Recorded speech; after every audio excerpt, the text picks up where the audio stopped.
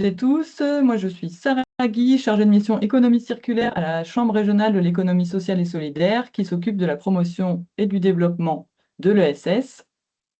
Et qu'est-ce que c'est l'ESS? L'ESS, c'est un mode d'entreprendre qui est présent dans tous les secteurs d'activité, donc aussi bien dans la petite enfance que dans la finance.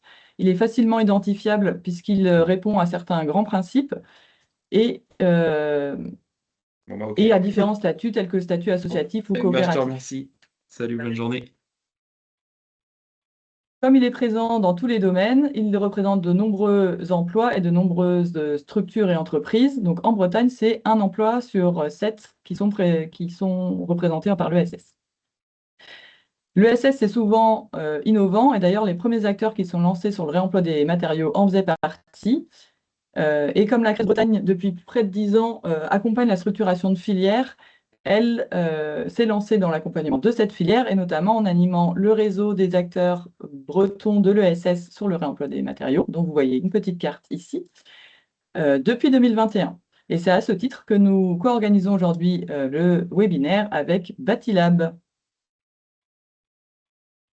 Bonjour, du coup moi c'est Eva Guillemot, chargée de mission économie circulaire chez Batilab. Donc Batilab, c'est un réseau des bâtisseurs durables, le réseau des acteurs de la construction durable en Bretagne. L'idée c'est qu'on va nous s'adresser à l'ensemble des professionnels de la chaîne de valeur de la construction, aussi bien construction neuve que rénovation. Et Batilab se veut un lieu d'échange, de partage et de montée en compétences pour ses 200 adhérents, mais aussi pour l'ensemble des acteurs du territoire. Donc, on est répartis en 8 collèges qui représentent chacun globalement un maillon de la chaîne de valeur du BTP. Bien que tu passes la slide, merci. Et donc concrètement, au quotidien, je ne vais pas vous le détailler, vous aurez la présentation à la fin, mais on a plusieurs actions, donc des actions autour de temps de rencontres. On va organiser des webinaires, des journées techniques, des visites, etc. Une action centrée sur le centre de ressources, donc où là, on va produire des outils, des retours d'expérience, des dossiers thématiques pour monter en compétences. On va aussi avoir un aspect collaboration entre les différents réseaux qui existent sur le territoire breton. On va aussi proposer des accompagnements un petit peu plus personnalisés sur des sujets sur certaines thématiques pour les collectivités et aussi via la démarche bâtiment durable breton sur l'ensemble des projets qui veulent se lancer dans la démarche. On a un pôle attractivité pour faire connaître les métiers du bâtiment durable avec plein d'outils super ludiques pour notamment à destination des plus jeunes. Et bien sûr, on va communiquer et mettre en avant les acteurs du territoire et partager des actualités sur la construction durable. Merci Eva. Donc, le partenariat entre Batilab et la CRES, il existe depuis 2025. Ça nous a déjà permis de réaliser des parcours de sensibilisation auprès de collectivités, que ce soit pour leurs agents ou pour des acteurs du territoire. On a également organisé une journée technique régionale qui a regroupé 240 personnes à Rennes en octobre dernier. Cette année, ce qu'on propose, donc, c'est ce programme qui est à la fois composé du cycle de webinaires. Donc, celui-ci, c'est le premier, mais il y en aura 3 autres, un par trimestre pour approfondir certains des sujets. Et en parallèle, des choses pratiques avec des visites de chantier. Donc là, il y en a déjà eu 2 cette année au premier semestre et il y en aura d'autres qui vont suivre au second semestre. Maintenant qu'on vous en a dit un petit peu plus sur nous, l'idée, c'est d'en savoir un petit peu plus sur vous. Comme on ne peut pas tous vous faire parler parce que vous êtes nombreux, je vais vous montrer une question, elle va vous être posée dans la conversation et on va vous demander d'utiliser les petits émoticônes pour nous indiquer d'où vous venez. Alors, un cœur si vous venez de Bretagne, un applaudissement si vous venez du Grand Ouest ou un pouce si vous venez de plus loin encore, puisqu'on a cru voir qu'il y avait des gens d'assez loin qui suivaient aujourd'hui ce webinaire. Ah oui, il y a un peu de tout qui s'affiche. Bon, bah, on est ravis de vous accueillir aujourd'hui pour ce webinaire. Et la deuxième question qu'on voulait vous poser avec le même principe, c'est votre expérience du réemploi des matériaux. Est-ce que c'est une idée pour le moment, vous y réfléchissez, ou vous l'avez déjà testé, ou sinon vous êtes déjà des professionnels, c'est votre quotidien. On voit des gens pour dont c'est le quotidien, des gens pour qui ça démarre, un peu tous les niveaux, vous l'avez déjà testé. Super. Voilà. Je suis peut-être un peu ignorante, mais comment on fait pour envoyer un émoticône? Il faut appuyer sur réagir en Ah, haut à droite et ça vous permet de choisir des réactions. d'accord. Et bien maintenant, c'est le temps de passer à l'intervention avec nos deux intervenants, Gurvan Lechrome et Franz Dagneau. Donc, on va leur laisser la parole. Il y aura un temps de questions en réponse à la fin. Si vous avez des questions au fil de l'eau, n'hésitez surtout pas à les inscrire dans la conversation. Nous, on va les compiler et on les posera à l'issue des interventions pour qu'on puisse répondre au maximum de questions en direct. Et bien, on vous souhaite à toutes et tous un bon webinaire.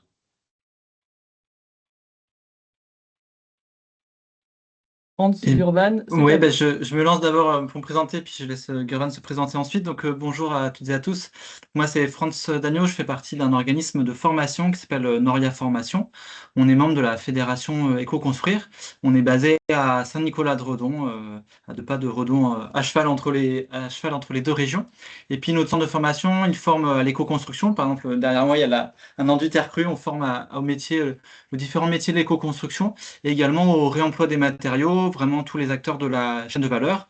Et puis également, on a développé des outils pédagogiques aussi d'acculturation et de sensibilisation au réemploi des matériaux et à l'éco-construction. Et sur le réemploi des matériaux, par exemple, on a co-développé le Serious Game du réemploi, qui est un outil très facilitant pour acculturer l'ensemble des acteurs et vos équipes au réemploi. Gurvan? Oui, bonjour, Gurvan Lechrome. Moi, je suis chargé de mission économie circulaire au sein de Rennes Métropole. Et donc, je pilote la feuille de route économie circulaire sur tout ce qui va toucher au BTP. Donc, j'accompagne notamment toutes les directions opérationnelles de la collectivité lorsqu'on est en maîtrise d'ouvrage pour intégrer du réemploi dans nos projets. Et c'est là-dessus que je vais vous partager notre retour d'expérience.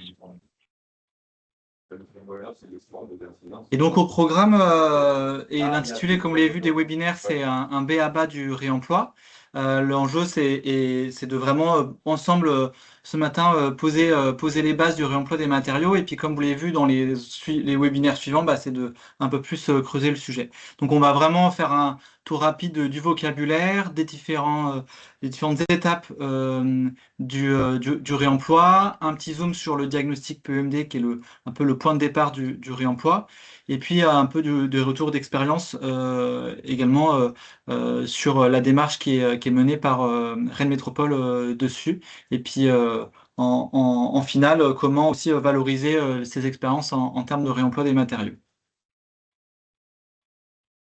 Donc pour reprendre rapidement le vocabulaire, donc quand on parle de réemploi, il s'agit de réutiliser de nouveau des mobiliers, du matériau, des produits de construction dont on n'a plus l'utilité pour un usage strictement identique. Donc dans ce cas-là, on va être dans le cadre du réemploi, ou pour un nouvel usage, dans quel cas on sera dans ce qu'on va appeler de la réutilisation. Pour illustrer ça, on peut prendre l'exemple d'une porte qui va être démontée et réutilisée. Enfin, si elle est réemployée, on va la réutiliser en tant que porte. Si on en fait un plan de travail pour un bureau, par exemple, on va parler de réutilisation. Et le recyclage, donc on va venir broyer la matière pour la transformer dans un nouveau produit, en l'occurrence, par exemple, des panneaux de MDF. Pour compléter ce vocabulaire, on va aussi souvent, quand on parle de réemploi, employer 2 termes, le terme réemploi in situ ou le terme de réemploi ex situ. Donc le réemploi in situ, c'est avant tout de conserver l'existant sur le site du projet. Donc ça marche surtout quand on est en réhabilitation et qu'on a déjà des matériaux sur site. Et le réemploi ex situ, il peut se passer dans 2 cas de figure. Le cas de figure où je construis du neuf, donc je vais m'approvisionner auprès des filières locales ou d'autres chantiers. Donc là, on va être sur de l'approvisionnement ex situ. Et ça peut aussi être le cas, donc soit sur de la démolition ou quand j'ai de la réhabilitation, s'il y a des matériaux dont j'ai pas l'usage, je vais pouvoir les envoyer vers des filières ou vers d'autres chantiers. Dans le même cas de figure, on va aussi parler de réemploi ex situ. Et donc la réglementation depuis quelques années s'est énormément renforcée sur les sujets environnementaux dans le secteur du bâtiment et favorise le réemploi. La première, c'est la loi de transition énergétique pour la croissance verte qui a introduit entre autres la hiérarchie des normes de traitement. Comme vous voyez, cette pyramide inversée qui favorise le réemploi, en tout cas en termes de réflexion et d'action qu'on doit établir pour toutes les entreprises et maîtrises d'ouvrage, c'est d'abord de prévention, c'est d'éviter un déchet. Est-ce que l'élément, le matériau, je peux le garder là? Est-ce que mon bâtiment, je peux le préserver plutôt que le démolir? Sinon, est-ce qu'on peut faire du réemploi, donc du réemploi in situ ou ex situ? Et c'est qu'à la suite de ces réflexions-là qu'on va s'interroger sur les filières de recyclage, l'incinération et en dernier recours l'enfouissement. Et le renfouissement va petit à petit disparaître car les capacités d'enfouissement par les différentes lois sont prévues de diminuer au fur et à mesure. Puis après, il y a eu en 2020 la loi AGEC qui a introduit l'obligation du tri 7 flux sur les chantiers et la REP PMCB, donc produits de matériaux de construction du bâtiment et articles du bricolage et de jardin. Et puis là, qui se met en place également sur les emballages qui concernent les chantiers. Et tout ça permet aussi de mettre en place un certain nombre de dispositifs pour favoriser le réemploi avec les objectifs réemploi. Même si la REP PMCB est revue en ce moment avec une redéfinition du cadre qui va être opérationnelle à partir du 1er janvier, le réemploi reste un axe très important de cette REP-là. Et puis enfin, la loi climat et résilience de 2021, c'est l'actualité de cet été, car à partir du 22 août de cette année, la maîtrise d'ouvrage public a dans l'obligation d'intégrer des critères environnementaux dans l'ensemble de ses marchés publics. Et donc, qui dit critères environnementaux, qui dit ouverture vers le réemploi également dans ces marchés. Et puis, la loi climat et résilience aussi impose aux collectivités publiques, à partir de 2030, l'obligation d'intégration de matériaux bio, géosourcés et de réemploi dans ces marchés publics. Donc, on voit bien que l'ensemble de ces lois sont des accélérateurs pour le réemploi et pour la maîtrise d'ouvrage public. C'est aussi un bon levier pour se mettre à faire du réemploi, mais aussi pour la maîtrise d'ouvrage privée. Et du coup, l'intégration de nouveaux matériaux, enfin plutôt la mise en circulation de matériaux dans les chantiers de construction neuve ou de réhabilitation, ça vient un petit peu transformer la chaîne de valeur des acteurs, ou en tout cas les différentes étapes. Donc là, l'enjeu, c'est de s'arrêter un petit peu sur les différentes étapes. Donc on a la première étape commandée qui est à l'échelle de la maîtrise d'ouvrage qui définit des objectifs en termes de réemploi, une volonté politique assumée en termes de volonté de décarboner le secteur du bâtiment, de réduire la consommation de ressources naturelles. Et donc, on va chercher à créer du réemploi sur ces chantiers. Aujourd'hui, la maîtrise d'ouvrage, en général, elle maîtrise peu comment faire, à la fois en termes de programmation, mais aussi en termes techniques et opérationnels, et donc elle se fait accompagner par de l'assistance à maîtrise d'ouvrage qu'on retrouve très fréquemment sur les chantiers. Puis ensuite, l'étape suivante, c'est le fait de diagnostiquer, donc diagnostiquer les ressources présentes dans un bâtiment qui peuvent faire l'objet d'un réemploi, mais c'est aussi diagnostiquer, d'aller chercher des ressources qui pourraient fournir de ces ressources ex situ. La conception, elle est elle-même modifiée parce qu'on ne conçoit plus un bâtiment à partir d'un catalogue de matériaux neufs, mais on doit mixer à la fois notre catalogue de matériaux neufs, mais aussi du coup à la fois les matériaux qui peuvent être présents dans le bâtiment ou d'aller rechercher des matériaux ailleurs. Ensuite, la nouvelle vie du matériau réellement commence à partir de la dépose préservante. Donc, c'est le fait de retirer proprement et avec méthodologie et soin les matériaux afin qu'ils connaissent une nouvelle vie. Et donc, on va à ce moment-là les conditionner pour aussi qu'ils aient un transport en sécurité, la collecte, l'aspect logistique. Puis après, le matériau va connaître le plus souvent ce qu'on appelle une étape de préparation au réemploi. Cette préparation au réemploi va être plus ou moins intense sur le matériau. Ça peut être juste un simple nettoyage, mais ça peut aller jusqu'à un reconditionnement complet avec un changement de pièces. On pense au sanitaire, on va changer le mécanisme de chasse d'eau, les joints, on va remettre du neuf, mais la majorité du sanitaire reste de réemploi. Ça peut être aussi cette préparation au réemploi un moyen de redonner les caractéristiques techniques et donc redonner une qualification aux matériaux pour qu'ils puissent reprendre soit une décennale, soit être reconnus par l'assurance. Et enfin, on va le vendre pour qu'il puisse être mis en circulation et le remettre en œuvre. On a évoqué la question de maintenir aussi le matériau, parce que entretenir le matériau, avoir des pièces détachées disponibles, allonger la durée de vie, c'est aussi dans la même philosophie que le réemploi. Et on trouve de plus en plus des entreprises qui des producteurs de matériaux qui proposent un peu mieux une capacité à justement maintenir les matériaux. Et puis, on a besoin, donc, comme je disais, pour la préparation au réemploi, de certifier des matériaux, de les qualifier. Donc, c'est pour ça qu'il y a ce rôle sur la chaîne de valeur, différentes étapes qui permettent la requalification du matériau. Et puis, de manière globale, pour l'ensemble des acteurs, on s'est rendu compte en interrogeant des acteurs du réemploi que le réemploi nécessite de davantage échanger, de communiquer pour apprendre ensemble à ces nouvelles manières de construire. Voilà.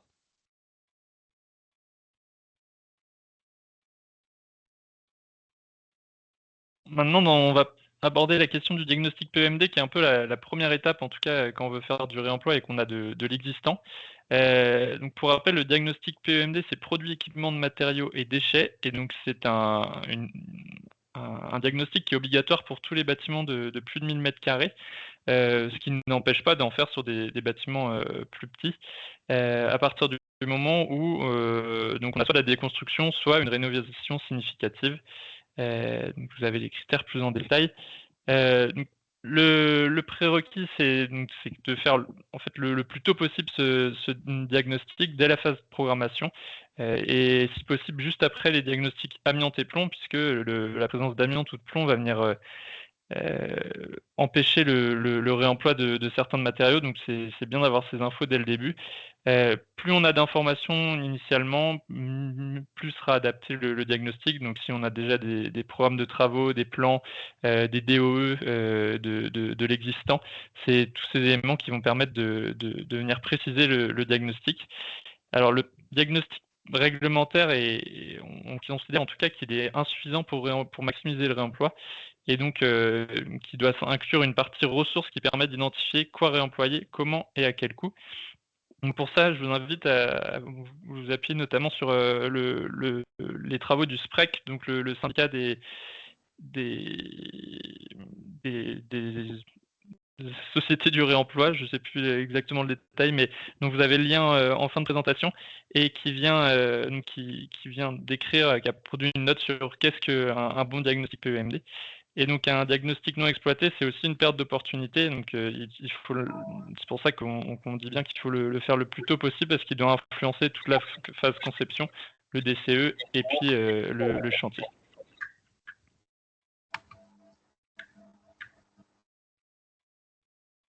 Et donc, comment identifier un chantier pilote?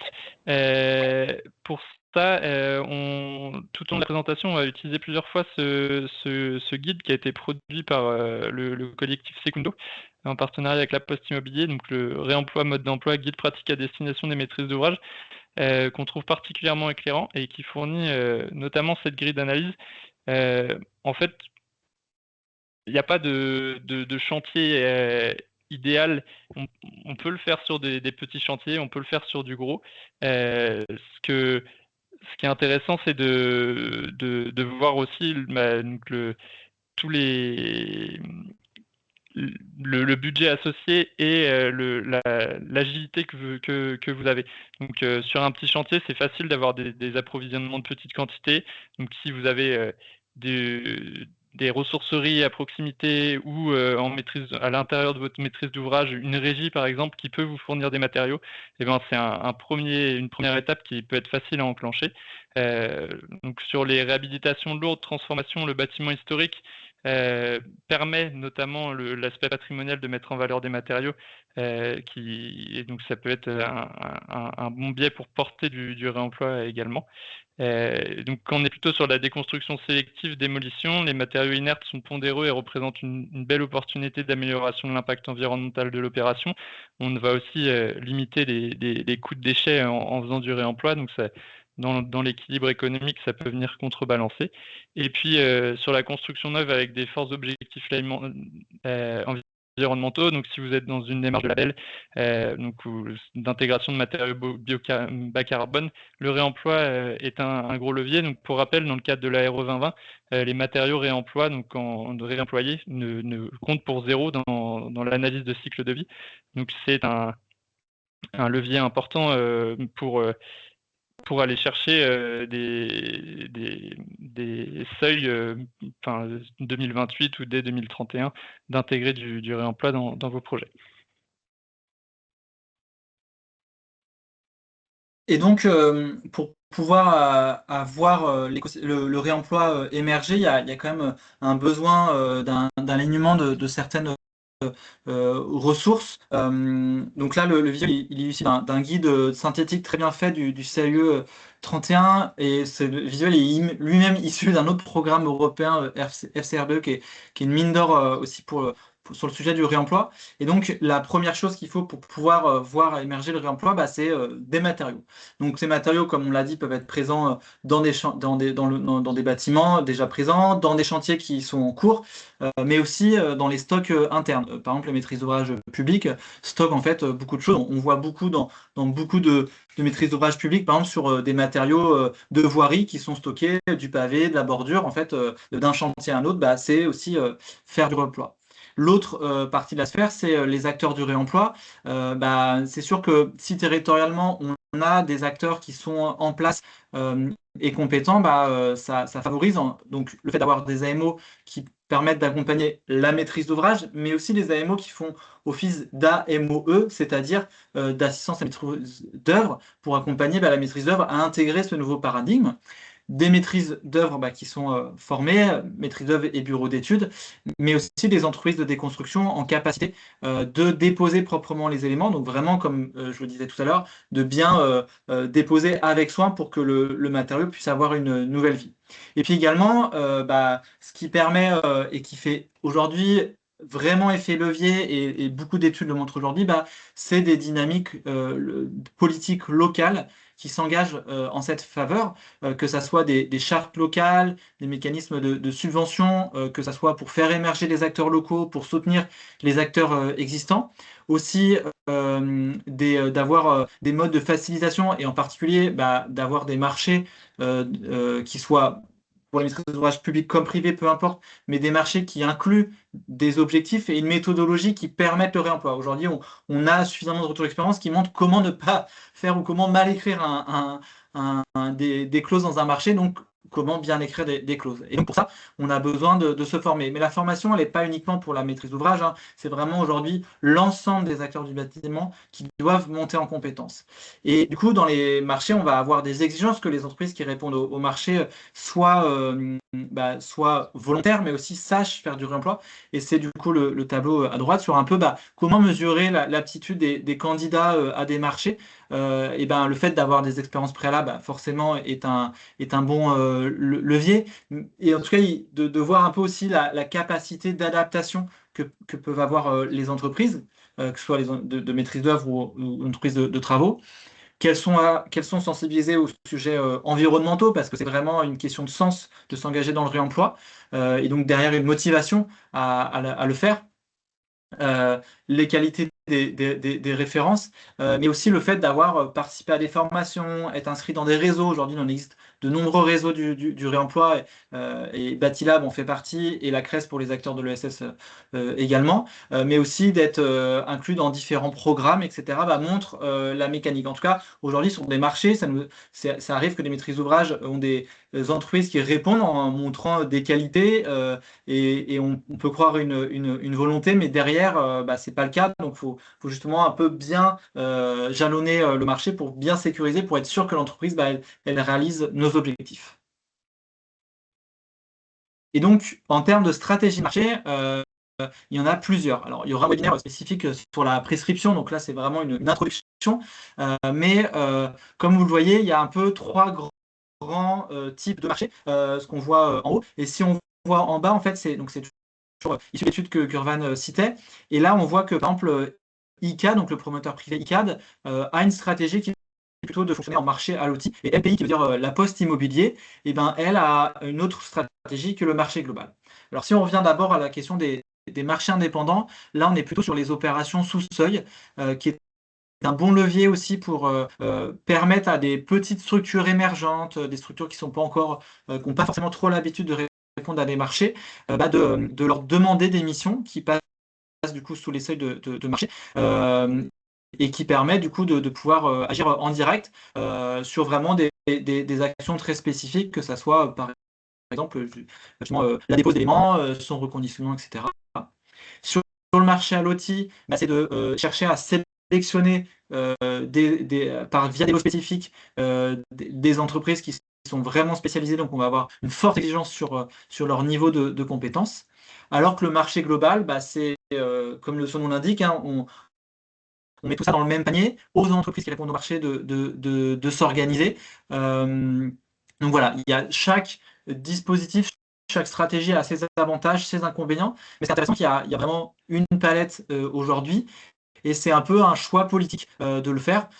Je pense et Göran reviendra sûrement là-dessus, mais la stratégie de Métropole là-dessus, c'est aussi en fonction aussi des types de marchés, de ne pas forcément avoir la même théologie non plus.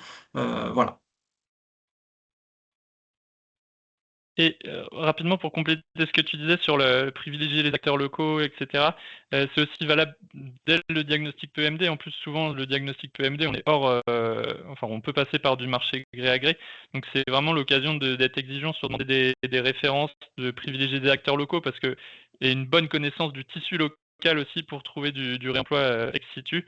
Et puis aussi de bien préciser qu'est-ce qu'on attend des fiches ressources, de ne pas se cantonner au diagnostic PEMD réglementaire, mais de demander des fiches ressources ou des fiches inspiration pour stimuler vraiment le diagnostiqueur à fournir un diagnostic de qualité, parce qu'on voit qu'il y a des diagnostiqueurs qui sont en fait qui font de la MO réemploi à côté, et donc qui vont vraiment utiliser le diagnostic dans cette démarche-là, et des diagnostiqueurs plus conventionnels qui vont aussi faire des diagnostics amiante, etc., et qui, eux, ne sont pas forcément formés sur le réemploi. Et donc, je vois une question dans le chat, j'y réponds tout de suite, mais est-ce que faire le PMD veut dire forcément faire du réemploi? Absolument pas. On peut faire du PMD sans faire de réemploi, mais c'est compliqué de faire du réemploi sans un bon PMD.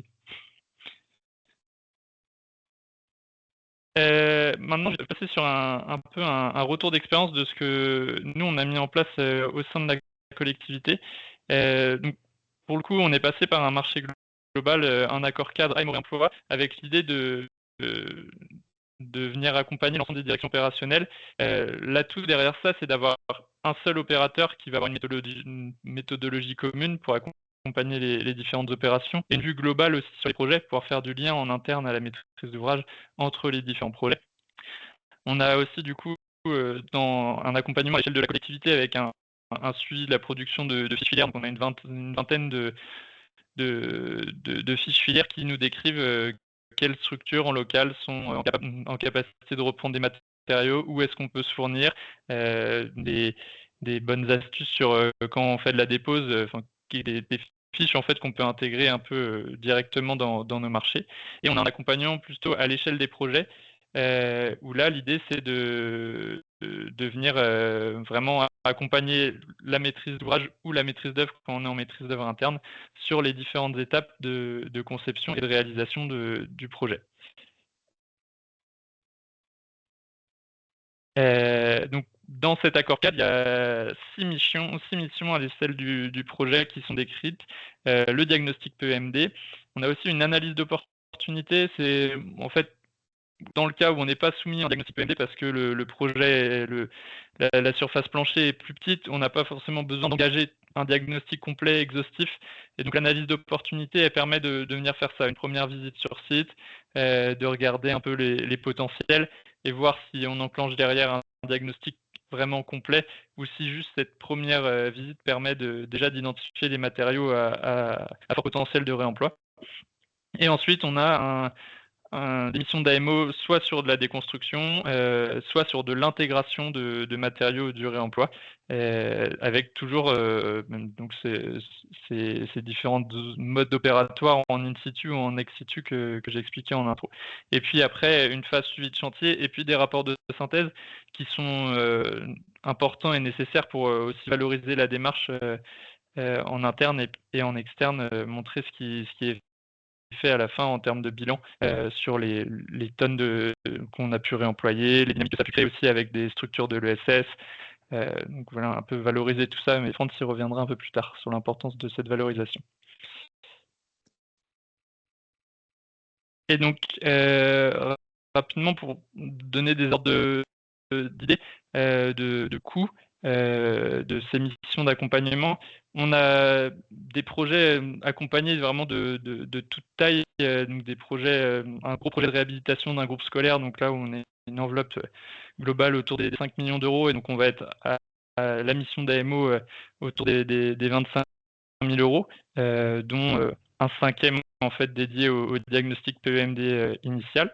Donc là, c'est une maîtrise d'œuvre interne, donc on va être vraiment sur diagnostic PEMD, après élaboration de la stratégie d'emploi avec la maîtrise d'œuvre, et puis aide à la rédaction des DCE, donner des avis techniques sur la consultation, et puis il y aura une phase suivi de chantier, notamment là en plus on est sur un site très contraint, donc l'apport de l'AMO est super intéressant sur toute la logistique de chantier, chantier en site occupé sur un groupe scolaire, comment on garde les matériaux sur place, etc.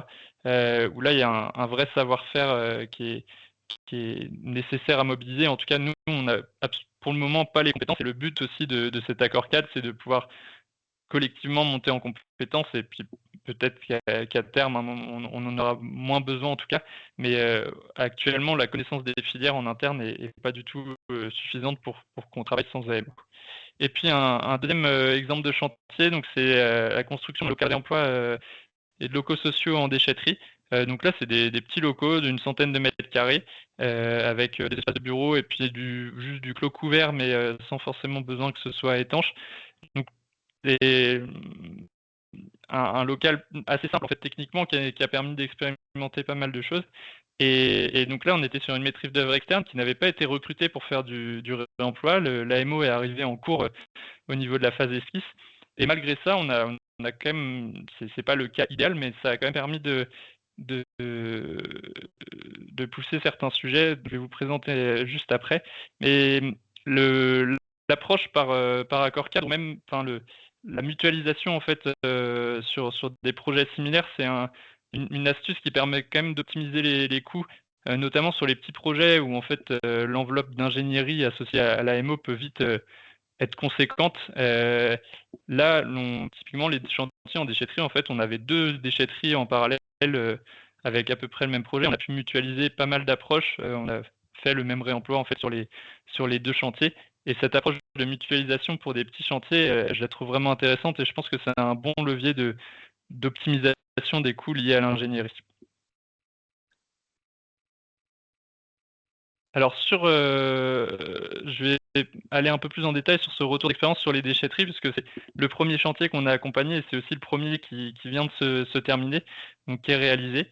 Donc comme je l'ai dit, le début de mission a été fait en phase esquisse. L'AMO a organisé 2 ateliers avec la maîtrise d'œuvre et aussi la maîtrise d'ouvrage pour déterminer une stratégie de prescription, des objectifs. Ensuite, il y a eu toute une partie au moment des DCE sur la rédaction des pièces marché et l'aide à l'analyse des offres des entreprises de travaux.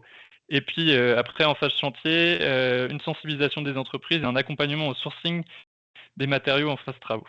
Dans la stratégie de prescription, ce qu'il faut comprendre, c'est que quand on rédige un marché de travaux pour faire du réemploi, c'est compliqué de prendre un marché classique et de juste demander du réemploi aux entreprises. Si on fait ça, bien souvent, les entreprises ne sont pas en capacité d'aller fournir, donc sans cibler certains matériaux et en les challengeant dessus, ça risque souvent d'être assez infructueux. Donc là, l'idée, ça a été de cibler juste certains matériaux très précis où on sait que localement, on a des boucles des filières qui peuvent fournir ces matériaux-là. Et où il n'y avait pas trop d'enjeux en termes d'assurance, etc. Parce que le bâtiment n'a pas été conçu avec du réemploi. On est arrivé, il y avait déjà pas mal de choses qui étaient posées, gravées dans le marbre, donc il fallait faire un peu avec l'existant de la conception. Et donc, il y a aussi un levier important, c'est donc la notation et la manière dont on va responsabiliser les entreprises à travers les critères de choix dans nos marchés publics. Donc là, d'un point de vue contractualisation, on a à chaque fois demandé une fourniture de matériaux de réemploi, et donc il y avait une variante neuve qui était acceptée uniquement si la preuve que le matériau n'était pas disponible en réemploi. Donc on demandait, même s'il y avait du réemploi, on leur demandait aussi au BPU un prix pour de la fourniture de neuf, au cas où, au moment du chantier, c'était pas possible. Et dans la pondération des critères, donc dans la note technique, il y avait 15% de la note qui était dédiée au réemploi, donc avec des demandes de références, une espèce de mini-mémoire en fait sur la méthodologie appliquée au réemploi, pour vraiment discerner les entreprises qui savaient faire et enfin qui avaient une réelle volonté aussi de le faire.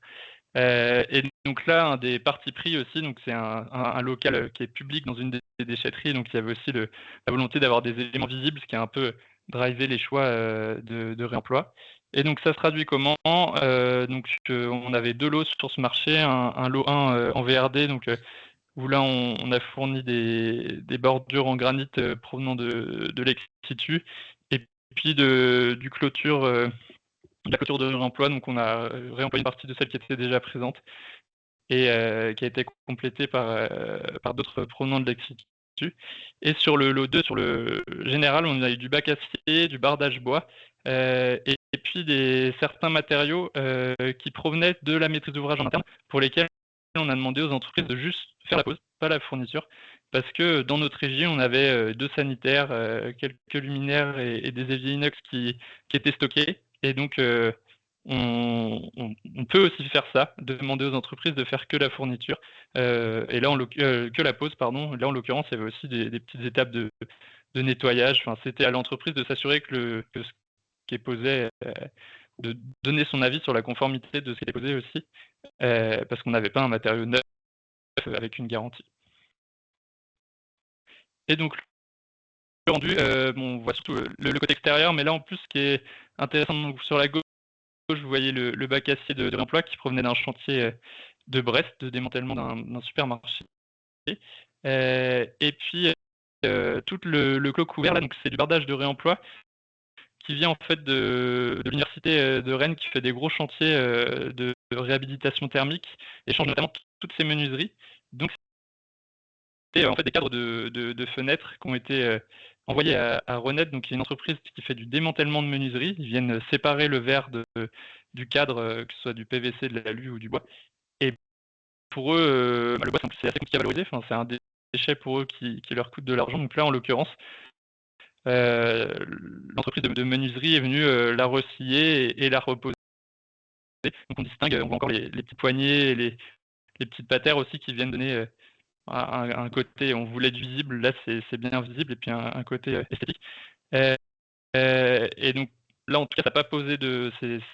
on n'est pas sur un bâtiment qui est étanche, c'est juste du clos couvert, donc pas trop de problèmes avec le contrôleur technique, mais on y reviendra peut-être plutôt sur la phase des questions à la fin avec Franz.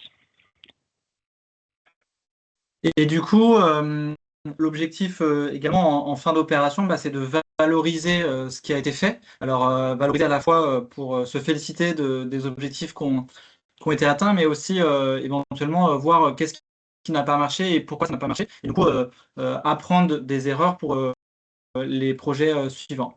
Donc, cette valorisation, elle se fait grâce à un maître mot qu'on a peu évoqué jusque-là, qui est la traçabilité.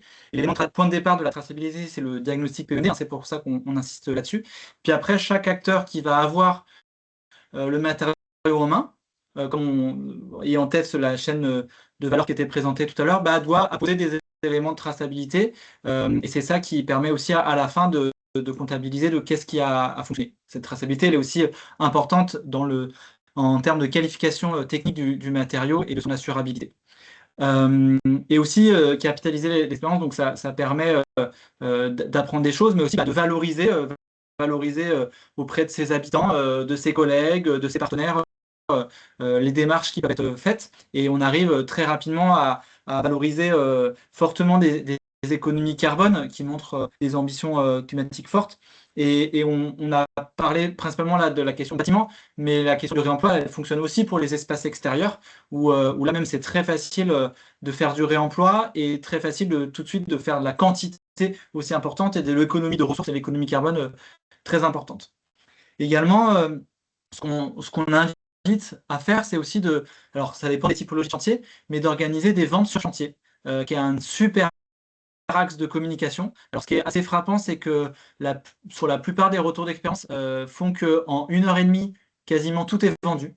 Donc, ça va très, très vite. parce que c'est quelque chose qui plaît beaucoup, à la fois aux gens qui cherchent des matériaux à moindre coût, mais surtout aux gens qui sont très contents de pouvoir acheter un morceau du patrimoine qu'ils ont connu. Je pense à un exemple de septembre dernier où c'est la ville de Saint-Nazaire qui a organisé une vente sur chantier d'une école qu'elle rénove, et ça a eu un succès fou, même ils se sont fait un peu dépasser par l'engouement parce que c'était la première fois qu'ils le faisaient, et il y a eu un monde incroyable, et quasiment tout est parti, et donc c'est un super moyen aussi de faire du remploi.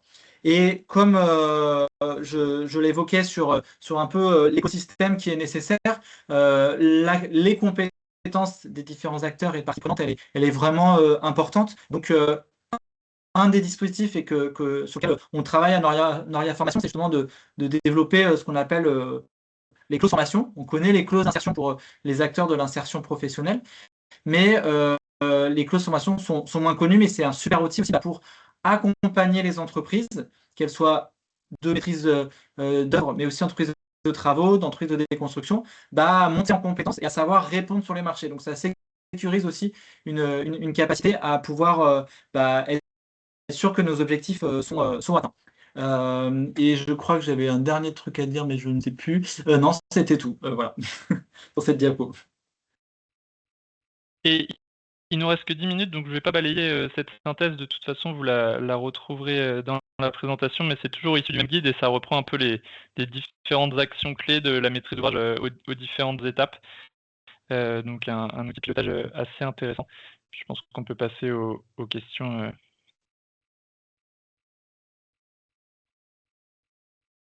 Et pour ceux qui ont un peu plus de temps, on pourra rester un petit peu plus longtemps parce qu'on a démarré en retard, on ne va pas créer de frustration. Il y aura des ressources qui sont directement mises dans le support qui sera diffusé à tout le monde, donc vous pourrez aussi aller consulter ces ressources. Et c'est Amélie qui a pris la liste des questions et qui va pouvoir nous les transmettre parce qu'il y en a eu un certain nombre. Il y en a eu beaucoup, il y en a quelques-unes qui ont déjà été répondues, et voilà, dans le temps imparti, tout ce qui sera pas répondu, on le fera à l'oral sans souci.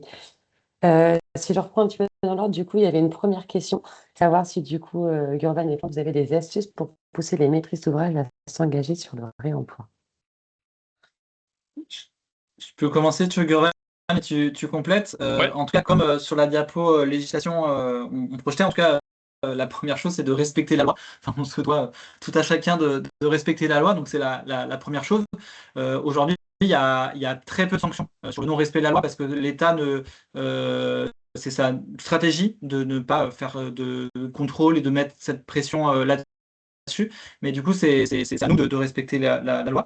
Également, c'est aussi comme là aujourd'hui, on arrive sur un 10 jours caniculaire, et on voit bien l'adaptation des bâtiments qu'on a, c'est aussi la lutte contre le changement climatique, et elle passe aussi par le réemploi, et donc notre combat il est dès aujourd'hui, et également c'est une adaptation au changement, et donc il faut changer les habitudes, apprendre de nouvelles manières de faire, et ça nécessite une acculturation, et c'est une acculturation un peu de tous les acteurs du bâtiment, des acteurs opérationnels aussi qui vont mener les opérations, et ça c'est un peu le premier niveau, et c'est en ce sens qu'on a développé le Serious Game du réemploi, et puis après d'aller monter en compétence les personnes qui sont vraiment dans l'action pour pouvoir être opérationnels sur le sujet.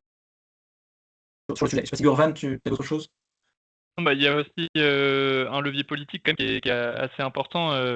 Nous, en tout cas, en tant que collectivité, on vient prescrire aussi du réemploi auprès des zones maîtrise d'ouvrage, dans le cadre des ZAC, par exemple, sur le neuf. Et on est loin d'être la seule collectivité à le faire. Donc, il y a ce levier politique à l'échelle locale, il peut aussi être important. Donc, je vous encourage à aller discuter avec vos élus, etc. aussi pour porter ce sujet-là politiquement, parce que pour la volonté de la maîtrise d'ouvrage, elle passe aussi bien souvent par ça. En tout cas, dans les maîtrises d'ouvrage publiques. Merci. Alors, on avait des questions au niveau du diag PEMD. Quelqu'un qui demandait à quel moment et quelle occasion l'absence ou présence de ce diag peut-il être vérifié? Est-ce que c'est uniquement s'il y a un PC?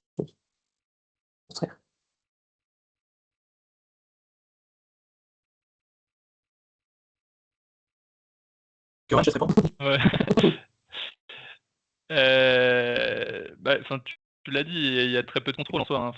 C'est une obligation réglementaire, mais le risque, en tout cas, même au moment du PC, en tout cas, je sais que nous, on ne demande pas les PEMD, et je suis pas sûr qu'on ait le droit de le faire non plus. Donc, enfin, entre guillemets, le risque, c'est triste à dire, mais malheureusement, il est assez faible. Ça se voit d'ailleurs sur la plateforme du CSTB PEMD qui est censée rassembler l'ensemble des diagnostics PEMD et qui, enfin, où il manque, enfin, il y a plein de PEMD qui ne sont pas mis en ligne et il y a aussi un gros différentiel entre le nombre de bâtiments éligibles au PEMD et les PEMD qui sont mis en ligne. Une petite question aussi sur le début de ta présentation, Jordan. Permettez-vous les communes de la métropole hors Rennes de bénéficier de ce marché d'AMO ou est spécifique au patrimoine de Rennes Métropole? Alors enfin, oui et non. On a un groupement de commandes avec l'essentiel des communes de la métropole, et donc l'accord cadre a été conçu pour pouvoir être ouvert à ces communes-là. Néanmoins, pour le moment, on ne l'a pas fait parce que on se fait déjà la main sur notre patrimoine et sur le patrimoine de la ville de Rennes. Avant de l'ouvrir plus largement aux communes, mais c'est bien l'ambition en tout cas de cet accord cadre ou du suivant, parce que on a en fait on a une enveloppe de 200 000 €, donc ce qui va mine de rien assez vite, et du coup pour l'instant on a préféré pas l'ouvrir aux communes, mais c'est bien prévu de le renouveler avec cette ambition-là de pouvoir doter aussi via ce groupement de commandes entre acheteurs publics de cet accompagnement. Ok. Si on revient donc, peut-être pour l'un ou pour l'autre, donc comment une entreprise peut-elle prouver qu'un matériau n'est pas disponible en réemploi? Cela a-t-il été le cas? Je ne sais pas qui veut prendre la question. Aujourd'hui, en tout cas, c'est que, par exemple, sur un construction marché où on va demander aux entreprises un prix en fourniture de matériaux de réemploi et une variante en neuf, aujourd'hui, c'est juste un peu une attestation en disant, bon, bah, désolé, on n'a pas trouvé. C'est un peu la bonne foi, mauvaise foi. C'est pour ça que ça nécessite à la fois un accompagnement et même ça peut nécessiter ce travail de pas à ce que ce soit les entreprises qui fournissent elles-mêmes les matériaux, mais la maîtrise d'ouvrage qui désigne déjà soit des gisements, soit des acteurs en capacité de fournir. Donc là, après, on peut se dire, oulala, mais par quoi je commence? Et donc là, on peut se dire, oh là là, mais des matériaux dans un bâtiment, il y en a énormément de différents. Et donc le conseil que les acteurs du réemploi donnent, c'est de dire, allons-y piano piano. Déjà, commencer par intégrer un premier matériau de réemploi. C'est déjà un premier test. Et puis aujourd'hui, on a à peu près une trentaine de matériaux du bâtiment qui sont aujourd'hui avec des acteurs présents qui sont en capacité de les fournir, des gisements disponibles, et puis du coup des stratégies qui peuvent se faire. Je pense à des stratégies de promoteurs privés qui vont faire une sorte qui vont avoir des gammes spécifiques par exemple, eux, ils vont chercher à intégrer des matériaux de réemploi qui ne sont pas visibles dans les logements, plutôt dans les parties communes ou dans les parties non visibles. Donc ça permet de cibler. Et puis, une des autres stratégies vis-à-vis de ces matériaux-là, bah, c'est aussi de pas forcément s'aventurer dans les matériaux qui sont le plus complexes réglementairement parlant. Le clos couvert, par exemple. Alors, même si l'exemple de la déchetterie donnée par Gurvan montre que c'est finalement pas si compliqué que ça, mais en fait, il y a aussi des matériaux qui ne nécessitent pas de décennale, qui demandent peu de garantie, et du coup, un réemploi aussi très simple. En tout cas, vraiment, pour démarrer, il faut mieux passer par là. Et sur, enfin, comment peut-elle prouver, enfin, ou pas d'ailleurs, mais souvent, nous, en tout cas, c'est le rôle de l'AMO Réemploi qui connaît bien les filières aussi de vérifier. Nous, par exemple, on avait ciblé sur le cas des déchetteries de l'OSV, qui n'était pas du réemploi, qui est plutôt du déclassé, auprès notamment d'Articonex. Et au moment, il s'est retrouvé qu'au moment de phase chantier, il n'y avait pas de stock disponible suffisant. Donc là, il y a eu de la fourniture de neuf. Et sur l'allotissement, quelque chose qu'on n'a pas évoqué, mais ce qui peut être possible aussi, du coup, c'est de faire un lot zéro réemploi. Donc un lot où il y a quelqu'un qui est chargé de sourcer et de fournir les matériaux aux entreprises. Et donc ça peut être une stratégie de prescription aussi au moment des marchés de travaux pour enlever cette responsabilité des entreprises aussi de se fournir en matériaux, puisque c'est un tierce qui va venir fournir les matériaux directement aux entreprises, sans que ce soit le MOA directement. Ok, merci. Donc, autre question. Est-ce que l'usage de matériaux réemployés peut poser des problèmes lors du contrôle technique? Donc aujourd'hui, il existe, en fait, de base, le contrôleur technique va considérer les matériaux de réemploi comme relevant de ce qu'on appelle la technique non courante. Et en gros, c'est tampon rouge. Lui, ce que le contrôleur technique, il veut des matériaux qui relèvent de la technique courante, tampon vert. Et aujourd'hui, un seul matériau de réemploi, en tout cas une seule famille de matériaux, aujourd'hui a une technique, enfin relève de la technique courante, c'est-à-dire possède une règle professionnelle, c'est la charpente métallique. Ça veut dire toutes les charpentes métalliques, c'est bien la règle professionnelle qui précise comment rendre ces charpentes métalliques dans la règle pro et du coup en technique courante. Et donc, le bureau de contrôle, lui, va avoir besoin d'un certain nombre d'informations pour faire passer du tampon rouge au tampon vert. Et pour ça, donc, il y a plusieurs stratégies. La première, c'est de se tourner vers un fournisseur de matériaux qui a fait ce travail-là, de faire qualifier ces matériaux, que sa méthodologie de préparation de réemploi et de reconditionnement, elle est validée techniquement, et donc lui-même, il est assuré pour vendre ses matériaux. Et l'autre solution, c'est de se baser sur un protocole de qualification. En tout cas, aujourd'hui, il y a plusieurs règles professionnelles qui sont en cours d'écriture sur différents matériaux. Tous les méthodes de réemploi n'auront pas de règles pro, parce que, comme je le disais tout à l'heure, certains n'ont pas de caractéristiques techniques très importantes et des tests simples sont réalisables. Et donc, ces guides de bonne pratique, aujourd'hui, ils permettent de, justement, ils décrivent le faisceau d'indices qui sont nécessaires, les éléments de traçabilité attendus, les tests à effectuer. Et donc ça, c'est des éléments qui correspondent aux attentes des bureaux de contrôle également. Et on a parlé d'anticipation, c'était un des maîtres mots, mais c'est aussi la même chose avec le bureau de contrôle. Plus tôt il sera averti qu'il a du réemploi sur le projet, et plus il pourra donner un avis aussi en amont du projet.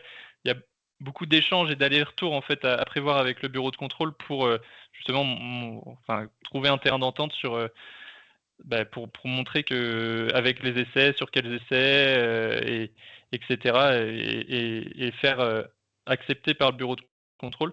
Il y a des bureaux de contrôle qui ont plus d'expérience sur le sujet et qui sont plus enclins à le faire aussi. Et même des fois sur certains dossiers, on a des missions complémentaires en fait qui sont demandées au bureau de contrôle pour du réemploi, quoi.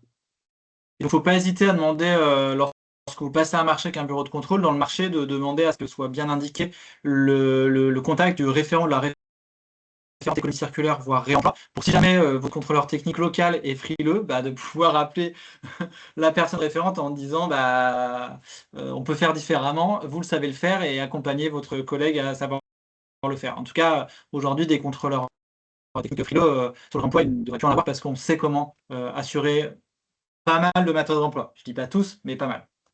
Et il y aura un webinaire dédié au sujet de l'assurabilité, c'est le 3e du cycle, donc n'hésitez pas à y participer.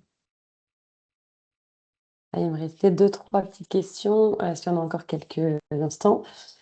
France, tu as répondu déjà sur une question sur la vente sur chantier. Mais quelqu'un nous demandait en plus comment connaître le calendrier des ventes de chantier.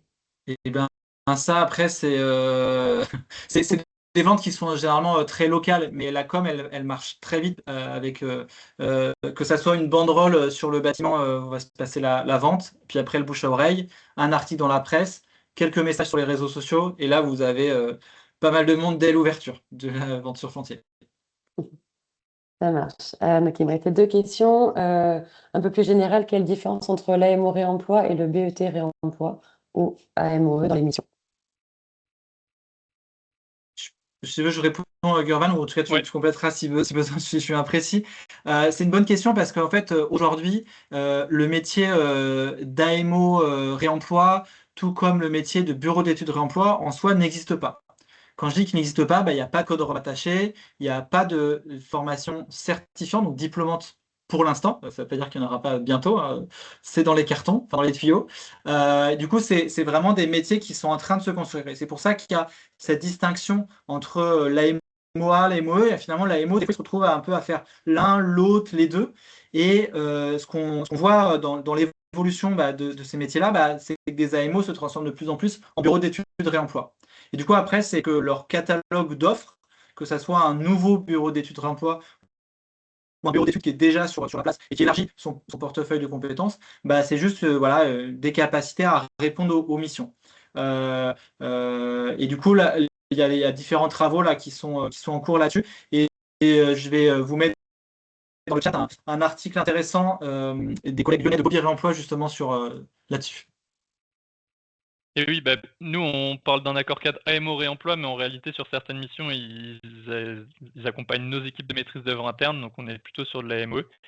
Et après, même sur certains projets, l'AMO vient nous aider en phase amont sur le PEMD, etc., quand on a de la maîtrise d'œuvre interne. Mais on peut aussi demander des compétences au sein de l'équipe de maîtrise d'œuvre de réemploi. Et dans ces cas-là, avoir soit une mission d'AMO beaucoup plus légère qui va venir challenger l'équipe de maîtrise d'œuvre, mais avec un accompagnement bien moindre, soit vraiment s'en passer et considérer que l'équipe de maîtrise d'œuvre est autonome. Donc là-dessus, il y a vraiment plusieurs stratégies, soit se faire accompagner soit en tant que maîtrise d'ouvrage, soit demander ouvertement avec des références et tout ce qu'on a pu dire plus tôt, mais ces compétences-là au sein de l'équipe de maîtrise d'œuvre, sachant qu'il y a maintenant des architectes aussi qui ont ces compétences-là et qui au gré des projets, n'ont pas nécessairement besoin d'avoir un bureau d'études spécialisé réemploi avec eux pour faire du réemploi. Ok, merci. Autre question, du coup, quels acteurs sont en mesure de répondre à un lot zéro approvisionnement de réemploi et à quel coût? Göran?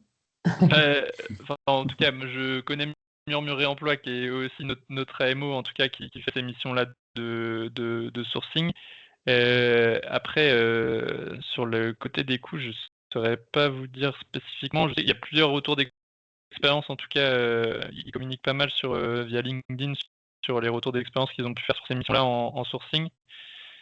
Après, je pense que la plupart des bureaux d'études réemploi peuvent aussi faire ces activités de sourcing.